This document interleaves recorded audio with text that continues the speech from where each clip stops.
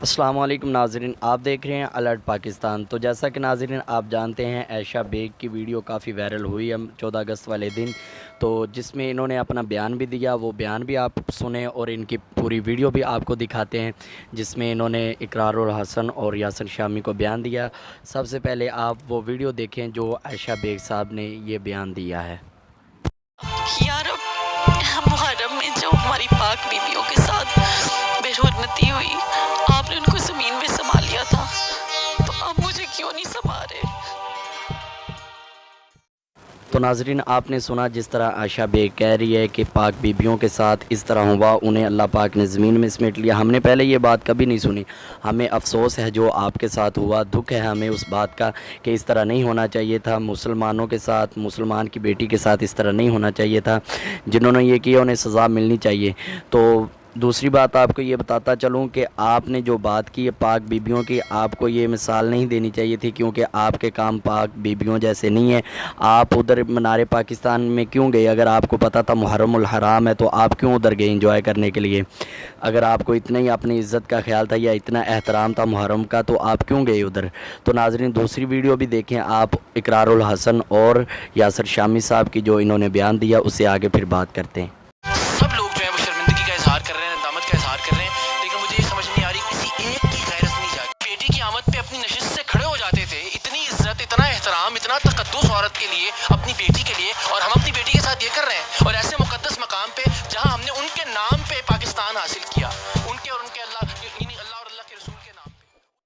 تو ناظرین آپ نے سنا اقرار الحسن نے جس طرح کہا ہے کہ جب نبی پاک کی بیٹی آتی تھی تو نبی پاک کھڑے ہو جاتے تھے۔ آپ کی بات بالکل ٹھیک ہے۔ تو آپ کو جب پتہ ہے کہ جب دو جہانوں کے سردار کی بیٹی آتی تو پاک نبی کھڑے ہو جاتے ہیں، تو جب پاک نبی کی ناموس پر ان کے خاکے بنائے جاتے ہیں، تب اقرار الحسن صاحب آپ کو پتہ نہیں چلتا، تب آپ کی آواز بلند نہیں ہوتی، تب یاسر شامی کو کچھ یاد نہیں آتا؟ جب ایک خاتون کے اوپر جب اس طرح حملہ ہوتا ہے تو آپ فوراً پہنچ جاتے ہو۔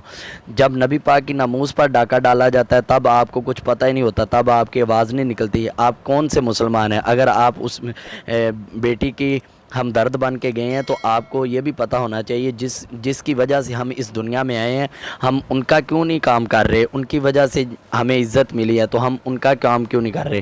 ان کی ناموس پر ہم کیوں نہیں بول رہے؟ آپ کمنٹ میں اپنی رائے کا اظہار ضرور کریں۔ اب آپ عائشہ بیگ صاحب کی وہ ویڈیو دیکھیں جو کہتی ہیں کہ میں نے فحاشی کے کپڑے یا فحاشی والی ویڈیو نہیں بنائی۔ آپ دیکھیں اور آپ خود بتائیں کہ یہ فحاشی والے کام خود کر رہی ہیں، خود دعوت دے رہی ہیں لوگوں کو، تو لوگ کس طرح نہ آگے ہوں؟ تو یہ آپ ویڈیو بھی دیکھیں۔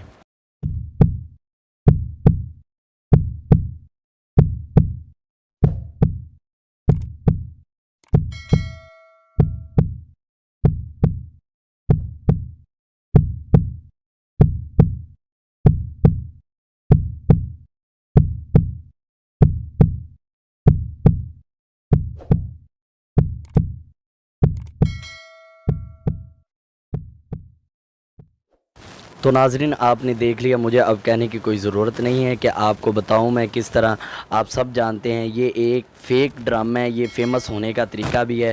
ہم مانتے ہیں کہ یہ غلط ہوا ہے، بہت غلط ہوا ہے، اس طرح نہیں ہونا چاہیے تھا۔ جنہوں نے یہ کیا انہیں سزا بھی ملنی چاہیے، مگر یہ غلط ہے۔ جب ایک انسان پر اس طرح بات آتی ہے تو تمام میڈیا والے پہنچ جاتے ہیں۔ جب سرکار کی ناموس کی بات آتی ہے تو کوئی آواز بلند نہیں کرتا، کوئی کچھ نہیں کہتا، کوئی کہتا ہی نہیں ہے کہ انصاف چاہیے۔ یا جب یہ فرانس کے سفیر کا معاملہ بنا تھا، کسی اینکر نے یا کسی شامی یا اقرار الحسن نے آواز نہیں بلند کی، تو اب اسے انصاف دلانے آئے ہیں۔ تو ناظرین آپ ضرور بتائیں، کمنٹ میں اپنی رائے کا اظہار ضرور کریں۔